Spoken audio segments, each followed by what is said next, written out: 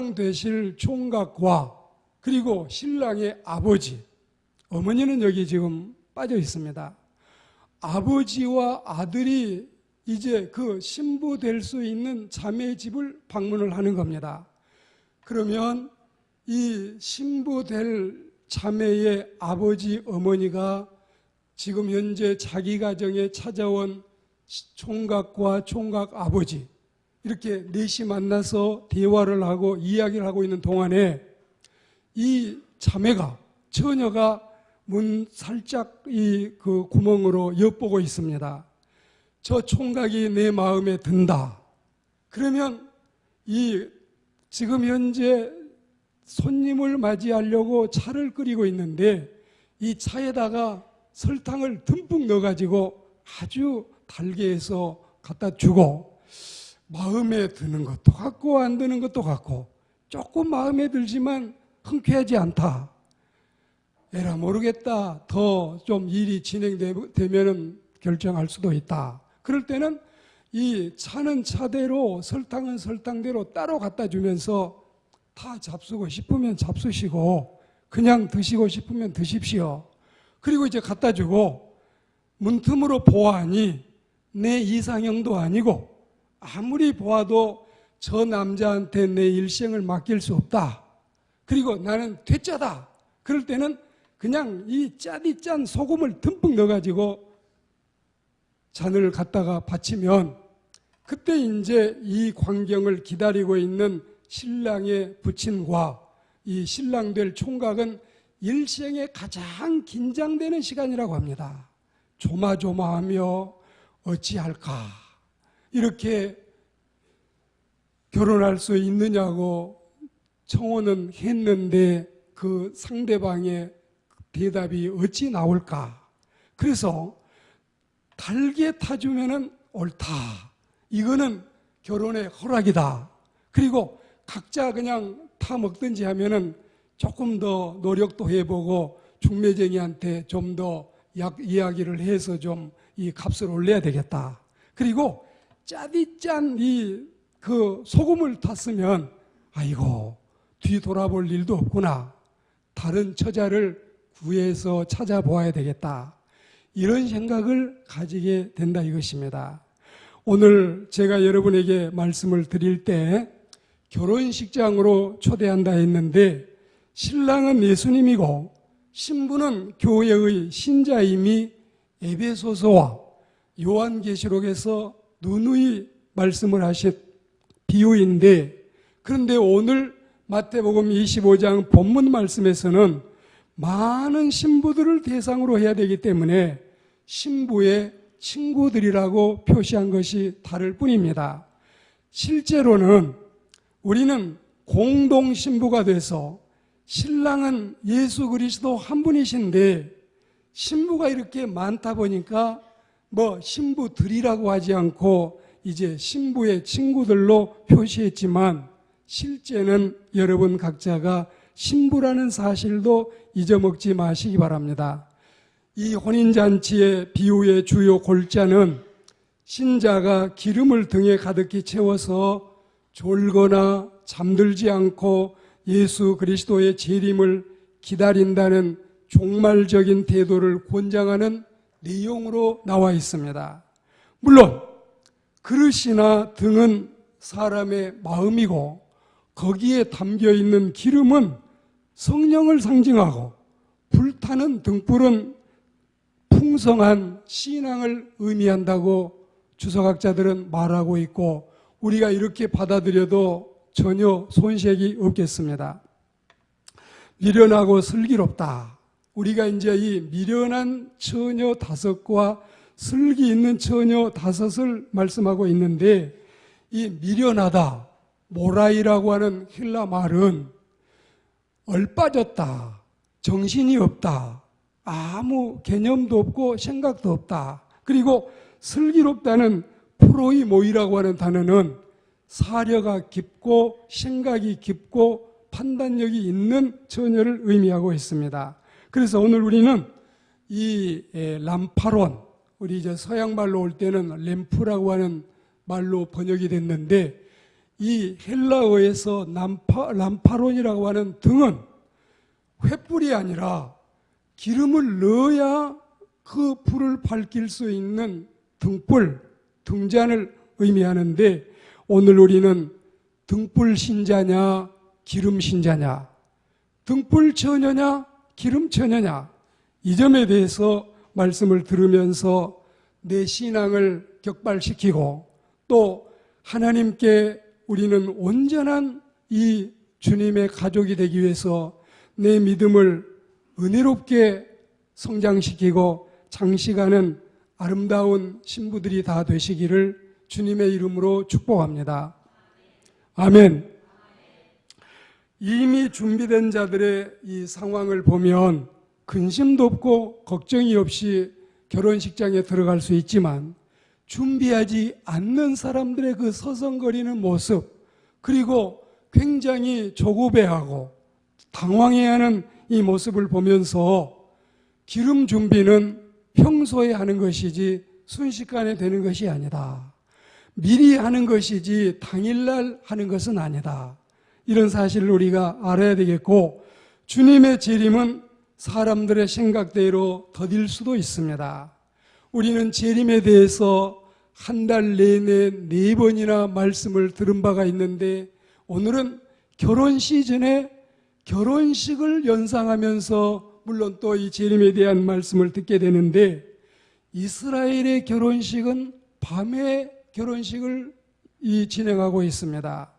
우리는 11시에나 12시에나 1시에나 결혼하는 사람들이 많아서 1, 2년 전에 예약을 못하면 2시, 3시로 밀리는 수도 있지요.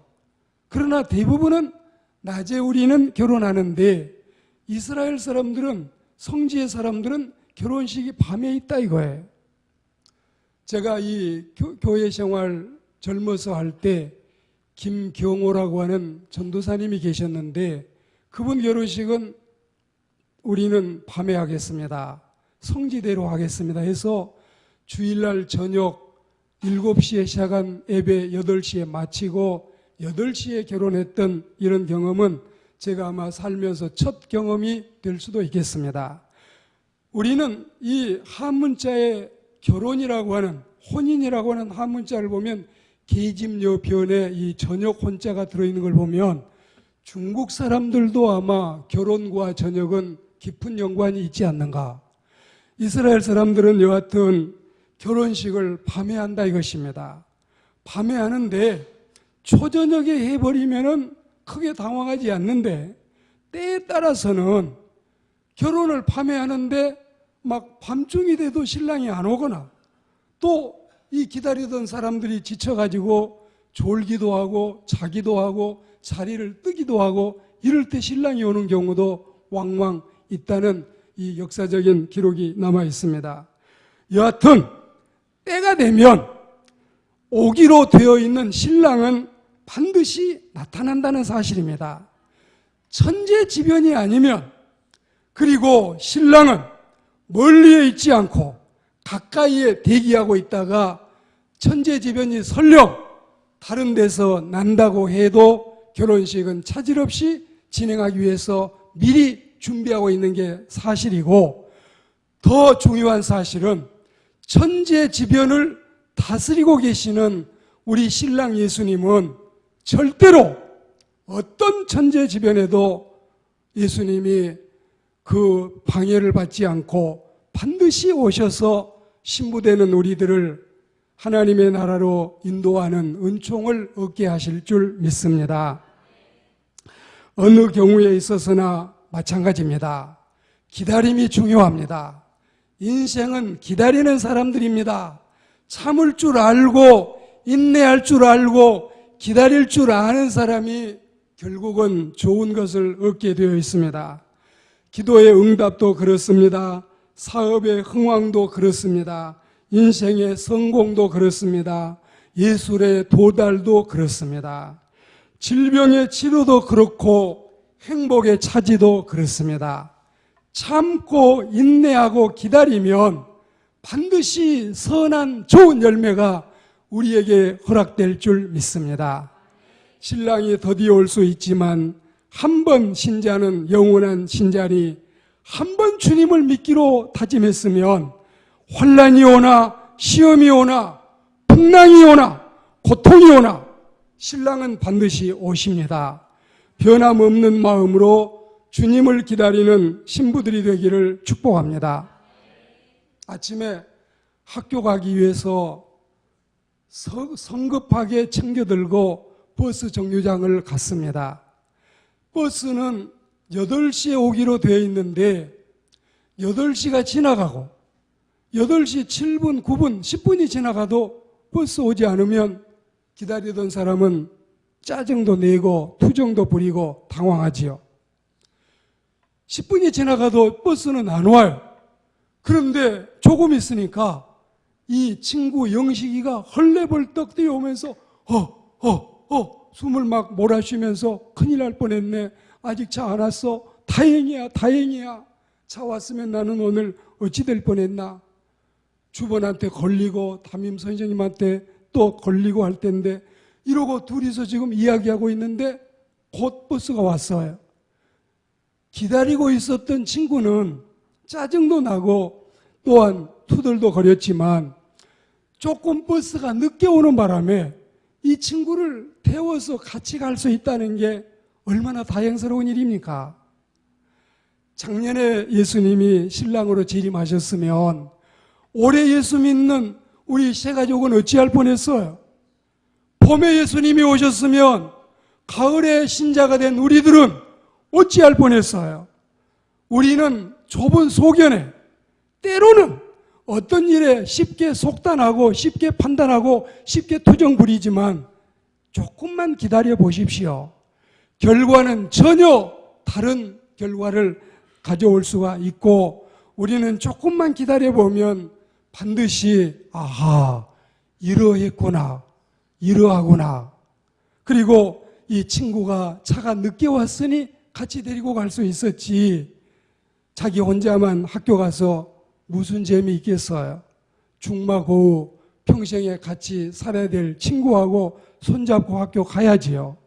신랑이 더디 온다 해도 절대로 우리는 참고 내 할 일만 묵묵히 하면 되지 그 일로 인해서 지금 현재 신랑을 기다리는 신부들 가운데 완전히 100% 다 준비된 사람은 또 누가 있습니까? 다 우리가 좀 부족하지 않아요? 부족을 채우면서 신랑을 기다리는 하나님의 백성들이 되기를 축복합니다. 결국 신랑이 오면 일주일간의 혼인잔치가 계속되고 그야말로 온 마을은 축제 분위기가 됩니다.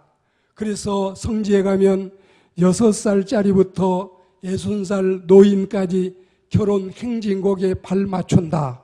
이런 격언이 나올 정도로 6살부터 60살까지 모두가 즐거워하는 결혼식이 일주일간 이어지고 있습니다.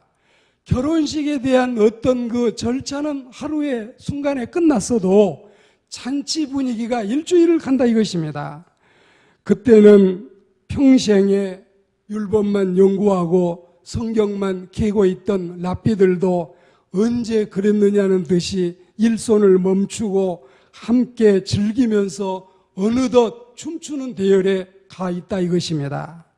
장차 이제 예수님 신랑을 기다리던 성도들은 공중으로 올라가서 신부의 처녀가 아니라 신부 당사자로서 그리고 일주일 동안 결혼잔치가 아니라 7년 혼인잔치를 하면서 또한 비록 우리는 하나님 앞에서 더딜지라도 신랑이 오시기만 한다면야 우리는 100년 가약을 맺는 100년을 해로하는 게 아니라 100억 년도 넘는 영원한 은총을 누리는 영생복락에 들어가는 하나님의 백성이 된다는 사실을 생각하면 할렐루야 찬송이 절로 납니다.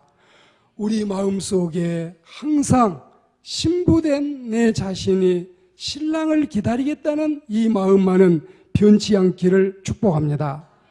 결혼식의 특이점은 오늘 우리가 이 터키 서로 이 간택하는 방법을 찾을 때 신부가 선택하게 되어 있었지만, 그러나 우리는 이제 신랑 되신 예수님께서 우리를 선택하실 터인데, 자, 만약에 우리가 예수님께 신부로 들어가자고 주님 앞에 갔다.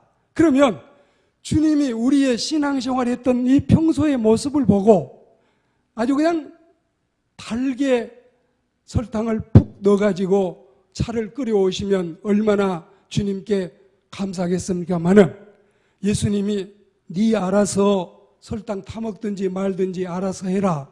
그리고 맹물하고 설탕 그릇만 갖다 준다면 여러분 얼마나 당황하시겠어요?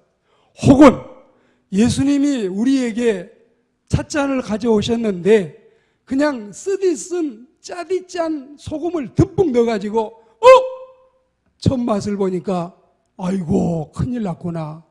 예수님이 나를 되짜 놓으셨구나. 이런 경우가 된다면 어찌하시겠습니까? 어찌하시겠습니까?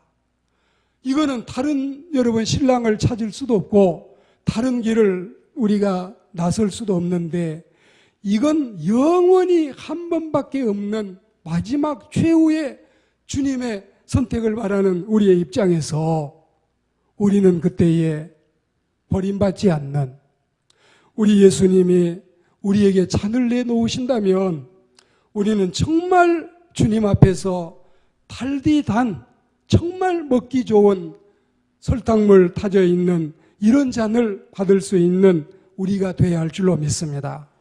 좀 바꿔볼까요?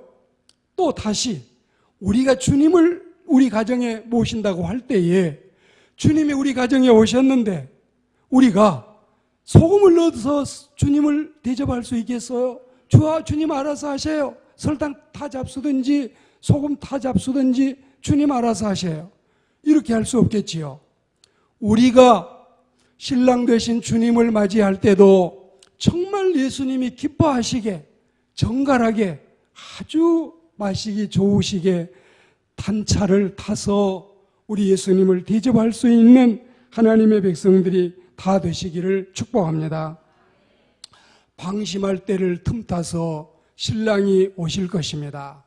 여러분이 거리를 지나가시다가 소방서 앞을 가실 때 뭐라고 써져 있습니까?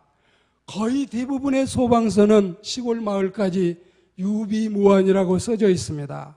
유비무환은 준비하고 있는 사람들은 서성거리지도 않고 당황하지도 않고 환난도 맞이하지 않는다. 미리 준비하고 있는 거예요. 미리 준비하고. 우리는 미리미리 신랑을 준비해서 주님이 오실 때 부끄럽지 않는 신부들이 되어야 되겠고, 환난이 오고 핍박이 오고 고난이 와도 신랑 맞이할 준비에는 차질이 없어야 할 줄로 믿습니다. 주님은 전혀 예기치 아니할 때에, 오늘 말씀 13절에 보십시오. 전혀 얘기하지 못할 때에 뜻밖의 주님이 오실 터인데, 우리 주님을 맞이하기에 차질이 없이 준비하는 하나님의 백성들이 되어야 할 줄로 믿습니다. 그래서 등만 가지지 마시고 그 등 속에 기름을 만땅 채우고 가득 채워서 하나님의 백성들이 주님을 신랑으로 모시기에 부족함이 없자 이 말씀을 여러분에게 호소하는 것입니다. 저는 개인적으로 다른 준비는 다 잘해요. 뭐든지 설교 준비도 1년 분량을 할 때도 있고 한 달 미리 다 해놓을 때도 있고 다 잘하는데, 뭐든지 다른 사람하고 이 물질 관계도 다 깔끔하게 잘하는데 딱 하나 약점이 있습니다. 이 차를 몰고 운전할 때 기름을 가득 채우지 않는 이 습성, 나쁜 게 있어요. 6만 원씩을 넣으니까 한 주에 한두 번씩은 꼭 주유소를 가게 되는데, 어떤 때에 저는 이 운전자로서 한 너댓 번은 기름이 앵꼬가 돼가지고, 올림픽 도로 가다가 기름이 앵꼬가 되고, 또 여러분 동네 마을에서 앵꼬가 되고, 제가 이제 왜 이런 일이 있냐면 6만 원어치 기름을 넣으면 적어도 최소한 뭐 250km, 300km는 가라. 근데 서울서 운전하다 보면 그게 여러분 쉽습니까? 막 그냥 20분이면 갈 수 있는 거리가 1시간을 서 있고 이러다 보면 기름이 막 나가니까, 그러면 저는 이번에 6만 원어치 기름을 넣었으니까 이 차는 반드시 최소한 250km를 가야 다시 주유소 가겠다. 이러고 이제 억지를 부리다가 제가 낭비를 당하는 수가 많고, 또 보험회사에 불러가지고 기름을 가져와서 여러분 끌고 가고 이럴 때가 많은데, 이건 여러분 제가 좀 실수하더라도 우리 신앙만큼은 주님의 재림을 기다리는 신부로서 우리의 이 등불에 기름만큼은 가득가득 채워서 신랑이 좀 늦게 오셔도 당황하지 않게 기꺼이 주님을 맞이하는 우리들이 되어야 할 줄로 믿습니다. 다시 한번 말씀을 드리면, 기름은 미리 준비하는 것이지 이때 준비하는 것은 아니며, 파는 자에게 구할 것이지 친구에게 얻을 것은 아니다.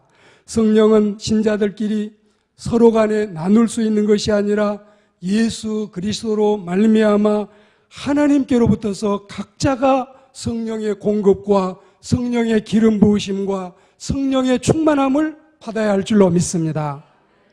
미련하다는 이 모라이라고 하는 단어는 멍청하다, 얼빠졌다고 말씀을 드렸는데, 얼빠진 신자는, 멍청한 신자는 이 자리에 한 분도 없으시기를 주의 이름으로 권면합니다.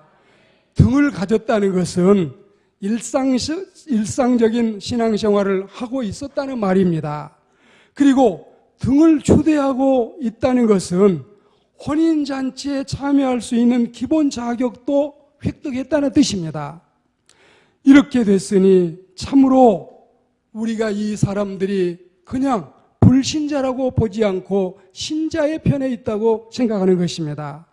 그리고 여러분, 예수님을 몰랐던 것도 아니고 신앙생활을 안 했던 것도 아니고 믿는다고 믿었으면서도 직분 역시 가지고 있으면서도 성찬식도 50번도 참석하고 300번도 성찬식을 참여했으면서도 마침내 주님을 신랑으로 맞이하지 못한다면 이보다 더 분통 터지고 이보다 더 억울하고 이보다 더 가슴 아픈 일이 어디에 있겠습니까?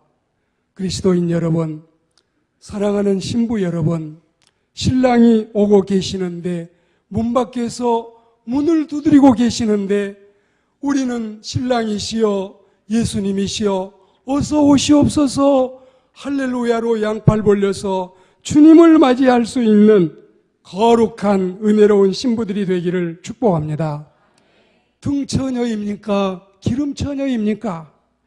그리고 등만 가졌습니까? 기름도 채워 있습니까? 내 신앙은 어떠합니까? 시험은 잔뜩 들어서 일주일에 한 번씩 겨우 예배당에 도장은 찍고 있지만 신앙은 완전히 개차반이 돼서 주님 지금 오면 안 돼요. 더 있다 오셔요. 3년은 준비해야 되겠어요. 이런 신자는 없어야 됩니다. 주님이 오늘 바로 오셔도 주님을 맞이할 수 있는 후회 없는 신부들, 저와 여러분들이 되시고 목양중앙교회는 신부 대기소가 되기를 주의 이름으로 축복합니다.